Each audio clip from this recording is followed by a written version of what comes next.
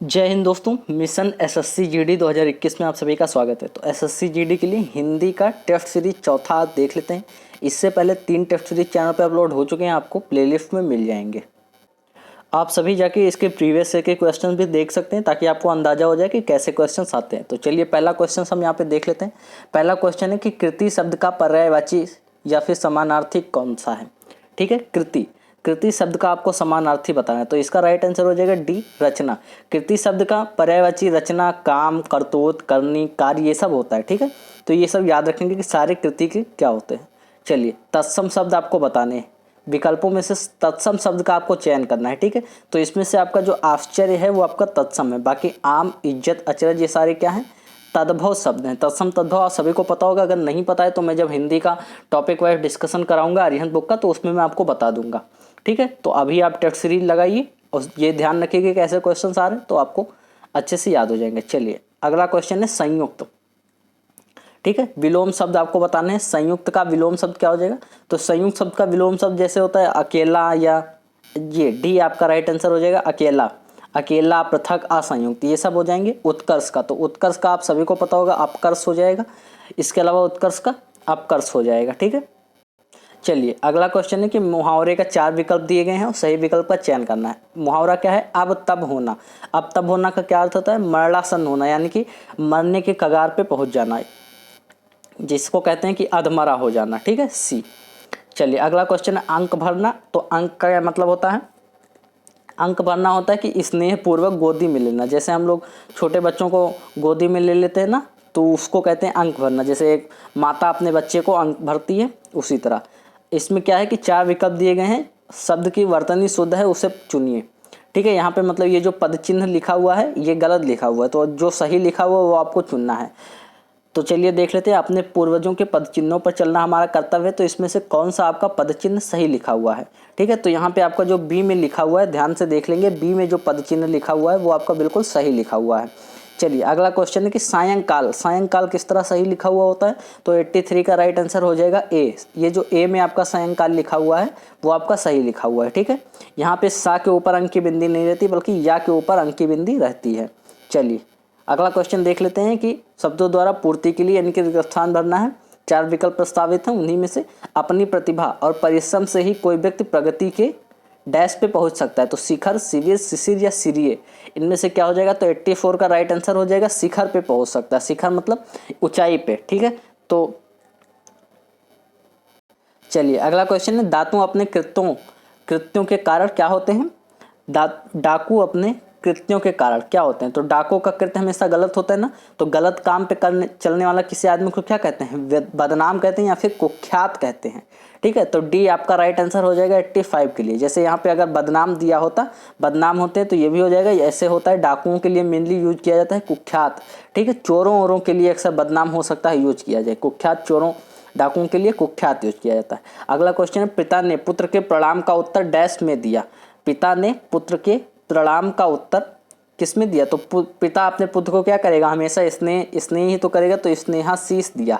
ठीक है, अगर बड़े कोई देते हैं तो वो आशीर्वाद देते हैं। ठीक है, और अगर कोई अपना देता है तो स्नेहाशीष होता है।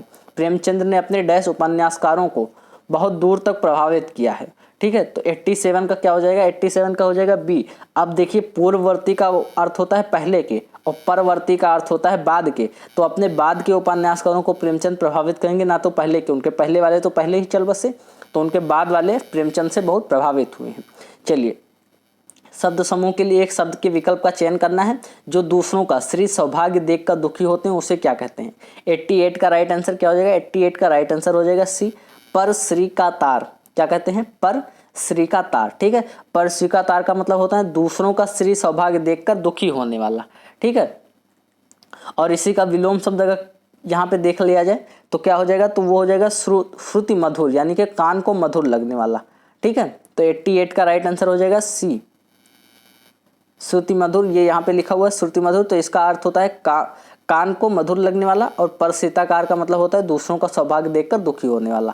जो व्याकरण जानता हो उसको क्या कहते हैं, तो जो व्याकरण जानता है उसको व्याकरण कहते हैं। ऑप्शन सी हो जाएगा। व्याकरणाचार्य नहीं कहेंगे, व्याकरणाचार्य उसको कहेंगे जो व्याकरण का एकदम आचार्य होगा, यानी कि जो व्याकरण में PhD किए हुए होगा उसको व्याकरणाचार्य कहेंगे। पर यहाँ व्याकरण जानने का अर्थ है केवल व्याकरण।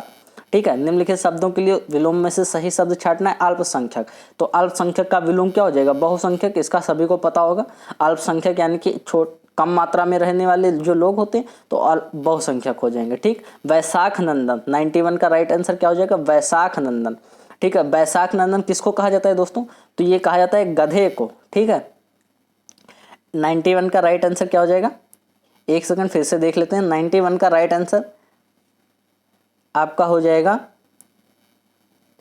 अच्छा वैशाख नंदन का आपका बताया गया है विलोम शब्द बताना है। हाँ, तो वैशाख नंदन का अर्थ होता है आपका गधा और वैशाख नंदन का विलोम शब्द हो जाएगा आपका सुग्रीव।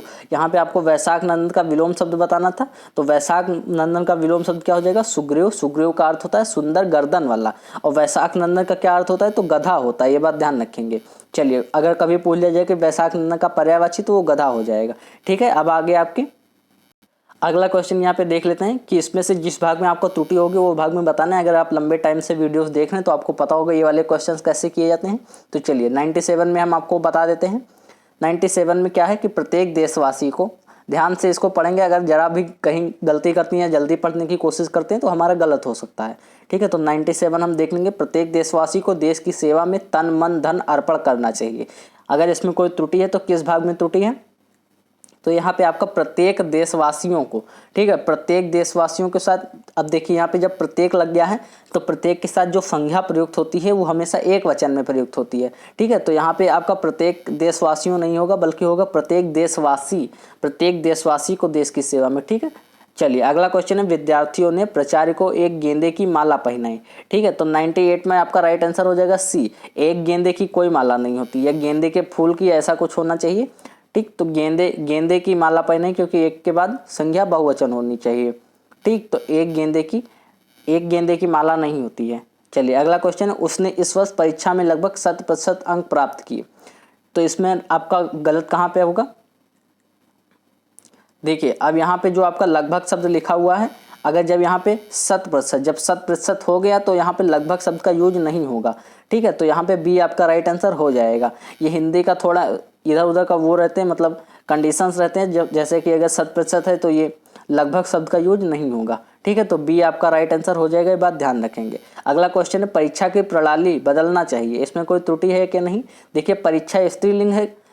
ठीक है। परीक्षा क्या है? परीक्षा आपका स्त्रीलिंग है। ये भी पूछ सकता है कि परीक्षा क्या है, तो परीक्षा आपकी स्त्रीलिंग है, इस कारण बदलना को बदलनी में परिवर्तित करना चाहिए। ठीक है। यहाँ पे अगर बदलना होगा तो ये गलत है, क्योंकि यहाँ बदलनी होना चाहिए, परीक्षा की प्रणाली बदलनी चाहिए। ठीक है। तो आपका सारे क्वेश्चन यहीं पे समाप्त होते हैं। आज का सेट आपको जरूर अच्छा लगा होगा। इसके अलावा हम अरिहंत के क्वेश्चन सब चलाएंगे। इसके 5 ही सेट अपलोड होंगे, इसके बाद एक और सेट अपलोड होगा 5वां, और उसके बाद हम अरिहंत के टॉपिक वाइज डिस्कशन चालू कर देंगे। तो चैनल पर बने रहिए, चैनल को सब्सक्राइब करके बेल आइकन प्रेस कर लीजिए। चलिए मिलते हैं अगले वीडियो में, तब तक के लिए जय हिंद, जय भारत।